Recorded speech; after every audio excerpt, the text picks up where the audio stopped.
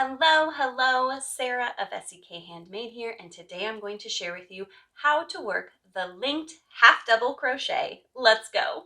Linked stitches are so much fun to play around with. They give a really unique texture, and since they are a multiple of one, oh my goodness, you can really go crazy making a project, whatever size you want. The linked half double crochet is a multiple of one plus your turning chains. So if you've been around here with me, you know I have a thing about turning chains and how they are a matter of personal preference, I feel, which I'm sure not everyone would agree with me. But let's start with 5 linked stitches, which means I'm going to chain 5. 1, 2, 3, 4, 5. Then I need my turning chain. Now, I'm going to show you the traditional way to work this stitch, and then I'm going to show you how I modified it because I think it looks nicer for the way I make my chains. So they're going to tell you you should chain 2. So 1, 2. Then you're going to skip your first chain and you're going to pull up a loop in your second chain from your hook. Whoops.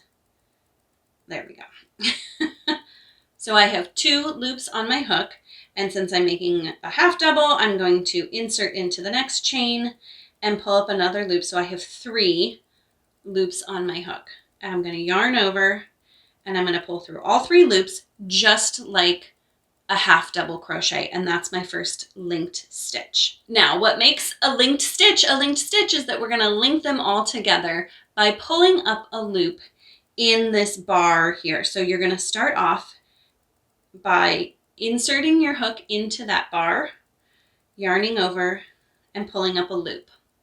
Then you're going to insert into your next chain and pull up another loop. I have 3 loops on my hook, and again, I'm going to yarn over and just pull through all 3 loops. Then I'm going to repeat that process all the way down my chain. Insert into my bar, 2 loops, insert into my next chain, yarn over, pull through all 3 loops. And so 2 more. And there is our first row of linked half double crochets. You can see that fun line of the bars that we pulled up across the middle there. That gives it just such a great texture. So I showed you the chaining 2.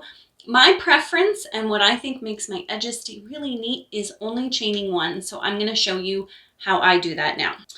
I'm going to chain 1. And before I turn my work, I just find it's easier to catch that back bump before I turn. I'm going to insert my hook into that back bump of the chain and pull up my loop. Then I'm going to turn my work and insert my hook into that first stitch and pull up a loop. And now I've got my 3 loops on my hook. I'm going to yarn over and pull through the 3 loops on my hook. Then the rest of the stitches are worked exactly the same. So all I did is that I did not leave that extra chain between the top of my stitch and the first bar that I pulled up. So pull up a loop in the bar, work in the next stitch, yarn over, pull through 3. I'm going to work across to show you just that the difference in shape of my fabric. Again, which you choose, 2 chains or 1 turning chain, is totally up to you. So I'm back to my first stitch here, yarn over, pull through all 3. I'm going to do a couple more rows and then we can look at it a little more carefully. So now you can really compare my first row where I did the 2 chains versus my next rows where I only did 1 chain. I still end up with the exact same number of stitches. It's just a matter of how much space you need to turn your row and whether it leaves you with a really smooth edge or whether it leaves you with a little gap.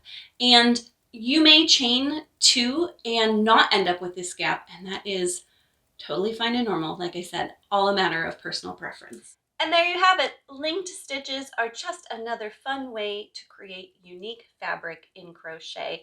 I hope that this tutorial makes linked stitches super easy for you. I have more tutorials on linked stitches, and I will link them below.